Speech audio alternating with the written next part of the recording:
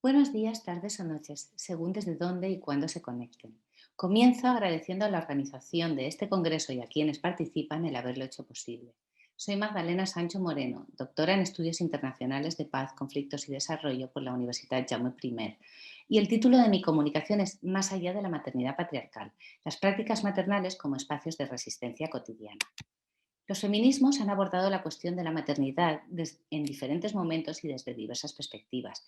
Estas han sido ambivalentes, incluso contradictorias, con planteamientos que van desde el rechazo hasta el abrazo. A grandes rasgos, el feminismo de la igualdad ve en la maternidad un instrumento para la devaluación y la opresión de las mujeres, mientras que el feminismo cultural o de la diferencia busca nuevos significados e interpretaciones, proponiendo una transvaloración de la maternidad y el cuerpo femenino como fuente de placer, conocimiento y poder específicos. Los feminismos negros destacan la importancia del contexto y las múltiples estructuras de poder que cruzan la maternidad. Y en la actualidad se incide mucho en su carácter construido socialmente. En 1976, Adrienne Rich propone diferenciar la experiencia del maternaje de la institución patriarcal de la maternidad. Según Rich, la potencial relación de la mujer con sus capacidades o con su capacidad reproductiva y con sus criaturas, es decir, la experiencia, puede ser empoderadora. En cambio, la institución es opresiva. No es más que un constructo social creado por y para el sistema patriarcal con el fin de controlar y dominar ese potencial. Más o menos por la misma época, Sarah Rudick afirma que la práctica maternal no está ligada a la biología, por lo que cualquier persona puede desempeñarla, y genera esta práctica un tipo de conocimiento específico, el pensamiento maternal, que puede suponer una base sólida para la construcción de una teoría de la justicia y de la paz. Mónica Moreno Seco y Alicia Mira Abad proponen conceptualizar la distinción realizada por Rich entre institución y experiencia en los planos de la política de la maternidad y la maternidad política. Esta conceptualización me parece muy acertada, sobre todo si consideramos la máxima feminista lo personal es político. Creo que es necesario reflexionar sobre la dimensión política de nuestros cuerpos y nuestras vidas. Por ello propongo debatir en este espacio sobre la dimensión política de las prácticas y experiencias maternales, en concreto sobre la posibilidad de considerarlas espacios de resistencia cotidiana. Para ello, en primer lugar, introduciré este concepto, la resistencia cotidiana. A continuación, veremos cuál es la política actual de la maternidad. Pasaremos entonces a las narrativas de las mujeres y, por último, veremos la discusión y las conclusiones. Parto del concepto de resistencia cotidiana propuesto por James C. Scott para referirse a aquella resistencia que no aparece en las noticias, aquella que no toma una forma visible.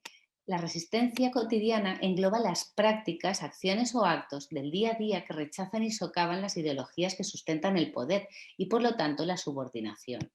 El manejo de este concepto no es sencillo. Corremos el riesgo del exceso. No todas las acciones de los grupos subalternos son resistencia, pero también el del defecto. La resistencia cotidiana es silenciosa, discreta y dispersa, por lo que puede pasar desapercibida. Pese a su complejidad, opto por este concepto porque la presencia de resistencia es un claro marcador de la presencia de poder, lo dijo Foucault. Donde hay poder hay resistencia, aunque quizás para la investigación resulte más atractiva la inversión de Lila Abu Lughod, donde hay resistencia hay poder. Enfocarnos sobre las acciones de resistencia cotidiana que podemos observar en situaciones concretas nos permite estudiar las formas y relaciones de poder en las que estamos inmersas. En este caso, en cómo las mujeres lidiamos con las normas, prácticas e imágenes hegemónicas de la maternidad. En las últimas décadas estamos asistiendo a una reidealización de la maternidad en la cual los discursos actuales conectan ser mujer con ser madre y ser madre con estar completa, satisfecha y realizada. Es lo que Sharon Hayes define como maternidad intensiva o lo que Susan Douglas y Meredith Michaels caracterizan como New Momism. La maternidad intensiva pone su foco en las criaturas y convierte a la madre en la responsable de todos los aspectos de su desarrollo. También insiste en que ninguna mujer está verdaderamente realizada o completa si no es madre, que las mujeres son las cuidadoras óptimas de las criaturas y que para ser una madre decente, la mujer debe dedicar toda su energía física, psicológica, emocional, intelectual e incluso económica a sus criaturas. Este es el modelo de maternidad hegemónico que rige la práctica maternal la mayoría de mujeres y que condiciona a las que no lo siguen y que también establece los parámetros de la buena madre, abnegada, divertida, serena, atenta, relajada, delgada y espontánea, pero sobre todo plenamente satisfecha con su rol materno. Vamos, una verdadera carrera de obstáculos, donde la madre debe ser una experta en distintas disciplinas al servicio de la cultura patriarcal tradicional. Este discurso resulta doblemente opresivo para las mujeres. Por un lado, dicta que la vida de la madre debe girar en torno a sus criaturas, para lo cual es necesario reprimir, incluso negar, la propia identidad. Por otro, está definido y controlado por la sociedad patriarcal. Es decir, las madres no dictan las reglas, simplemente las implementan, retroalimentando la opresión del sistema. Es necesario dar nombre y forma a todos los mitos, normas y estereotipos que han identificado a la mujer con la naturaleza y con su capacidad reproductora, relegándola al ámbito doméstico y privado. Pero también es necesario ir más allá. La maternidad, como ya señaló Rich, es mucho más que una institución opresiva. Es importante hacer hincapié en este aspecto. Son numerosos los textos, incluso elaborados desde posiciones feministas, que al centrar los análisis en la opresión han acabado involuntariamente victimizando a las mujeres, representándolas como objetos pasivos de sistemas monolíticos de opresión. Esta caracterización es muy peligrosa, pues no deja espacio conceptual o político para descubrir las astucias que define Juliano, las formas en las que las mujeres negocian, cuestionan y redefinen los roles que la sociedad les asigna. Vamos a asomarnos a esas astucias de la mano de tres mujeres. Greta, Linda y Daenerys son tres mujeres blancas españolas heterosexuales con estudios que provienen de entornos de clase media o trabajadora. Las tres rondan los 40 años, tienen todas sus capacidades funcionales y desarrollan su vida con independencia económica. Son madres de una criatura cada una, de entre 10 y 15 años. Mi intención al pedirle que construyésemos juntas los relatos de vida de sus maternidades, fue conocer sus experiencias y vivencias en la maternidad. Elegí a estas madres porque, a mi entender, abordan la maternidad de maneras diferentes, que parecen empoderadas y en muchos aspectos transgresoras con las normas hegemónicas.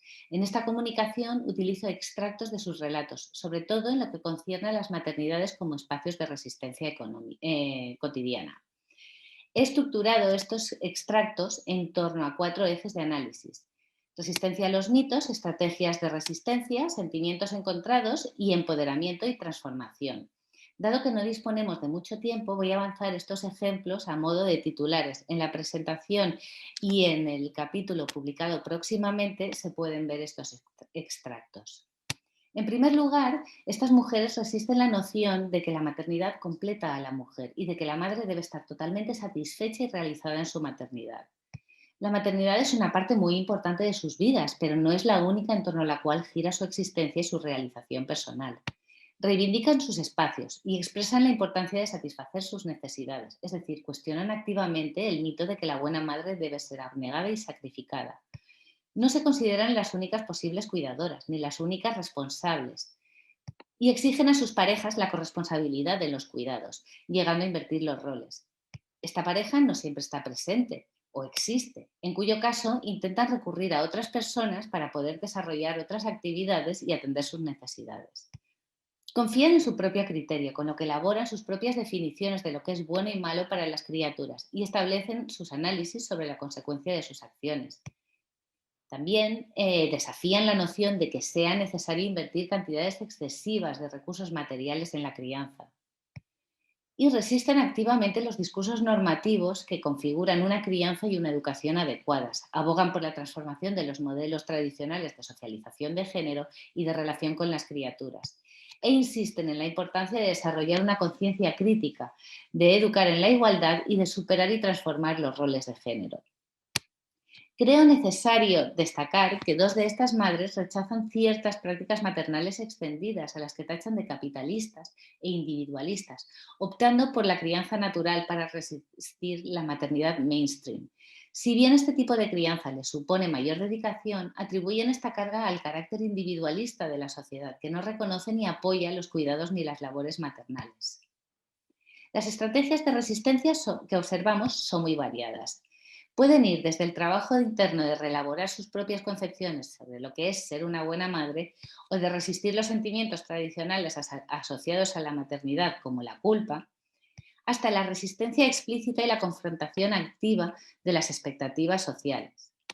Aunque hay veces que la resistencia no se da de manera explícita, sino que se encubre y camufla bajo una aparente adaptación a la norma. y en otros casos simplemente no se da, optando conscientemente por claudicar para preservar una cierta armonía en su entorno. Obviamente, nada de esto resulta sencillo.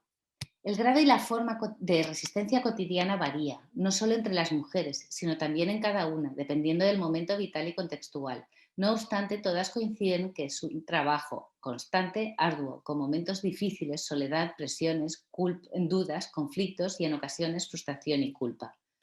Estas expresiones ponen de relieve la importancia del contexto, de sentirse acompañadas y comprendidas por su entorno, sobre todo por sus parejas o compañeros de crianza. Esta es quizá la mayor fuente de frustraciones, el rol de la figura paterna en la crianza, especialmente en las primeras fases. Y finalmente, otro de los sentimientos recurrentes es la culpa. Pese a todas estas sombras, podemos apreciar que maternar conscientemente resistiendo los mandatos hegemónicos sin hacer caso a las expectativas y a los dictados significa para estas mujeres ser fieles a sí mismas y a sus ideas, lo que les lleva a interpretar y vivir su maternidad como una experiencia empoderadora. La posibilidad de escuchar a su cuerpo, de respetar y seguir los propios deseos y sentimientos, incluso cuando estos no concuerdan con la información del entorno, supone para estas mujeres una fuente de seguridad y poder. En definitiva, la experiencia de la maternidad ha supuesto en algunos casos un verdadero catalizador para un proceso de transformación y empoderamiento personal.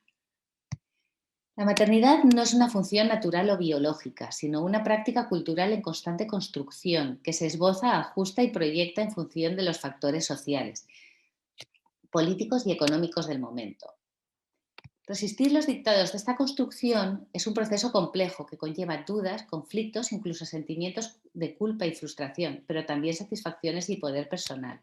La resistencia cotidiana es compleja y heterogénea. No todas las mujeres resistimos en todo momento, del mismo modo o ante las mismas situaciones, y no todas las acciones son necesariamente interpretadas o interpretables de la misma manera. Por ejemplo, algunas madres optan por resistir mediante la crianza natural, una práctica que ellas consideran subversiva y empoderadora, pese a haber sido criticada por acomodar ciertas premisas consideradas opresivas. Este es el caso de dos de estas madres, quienes basan su crianza en un profundo respeto a las necesidades y los ritmos de sus criaturas, resultando en prácticas que pueden resultar muy exigentes. Lo interesante es que a raíz de estar conscientemente eligiendo cómo quieren maternar, consideran que están resistiendo los mandatos de la sociedad, lo que les lleva a empoderarse. Según Rabia Ali, el empoderamiento sucede cuando las mujeres desean, luchan y son capaces de producir cambios sustanciales en sus vidas, sobre todo en lo que se refiere a las relaciones de poder. Así entendido, el empoderamiento es un viaje íntimo y personal, un proceso de continuidad y cambio, de negociación constante en el cual las mujeres, utilizando las estrategias y herramientas que tienen a su alcance, obtienen la capacidad de agencia que les permite resistir cotidianamente las estructuras que les oprimen y transformar aspectos vitales de su día a día. La búsqueda de culturas de resistencia es una dimensión muy importante del proyecto académico feminista. No obstante, si bien es necesario superar la reificación de la mujer como víctima, también lo es evitar la tentación de romantizar la resistencia. Reducir la práctica maternal a una concepción dicotómica en términos de acomodación versus resistencia es desdeñar la complejidad y heterogeneidad de la vida de las personas. Por ello, y siguiendo a Erika Horvitz, propongo entender la resistencia como un continuum que va a estar caracterizado por la negociación con los múltiples y a menudo contradictorios discursos y por la propia percepción del acto de resistir. Es algo que los relatos de vida analizados dejan entrever. La resistencia percibida es tan o más importante que la resistencia explícita. En la resistencia ejercida de cualquier manera, estas mujeres encuentran seguridad, autoestima y poder para redefinir sus propias experiencias y vivencias. En el mero acto de elegir, de resistir ciertas ideologías y posicionarse como agentes de sus vidas en lugar de como víctimas de un sistema opresor, es una fuente de empoderamiento y transformación. Las narrativas tradicionales han caracterizado la maternidad como una empresa privada y apolítica que ocurre en el seno de la familia nuclear. Son necesarias nuevas narrativas situadas, polifónicas y feministas que, sin idealizar la maternidad, construyan las prácticas maternales como espacios o como una fuerza potencialmente transformadora, que pongan en primer plano su dimensión política y social y la redefinan como una fuente de poder y resistencia ante las presiones y opresiones del patriarcado. Muchas gracias.